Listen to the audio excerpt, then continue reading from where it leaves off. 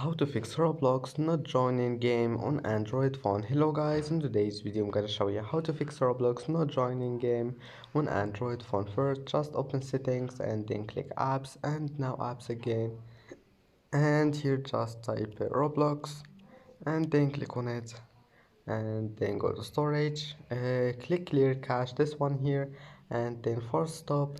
Now go to storage, check all of those here and after that go to data usage and enable all of those. Maybe we will find mobile data like that and then just enable it, and that's it. Now just go back and then go to storage, click clean up, this one. Now just clean some space here, or you can just clean it from your gallery if you want, and your problem must be fixed. And that's it for today's video. Don't forget like and see you in the next video.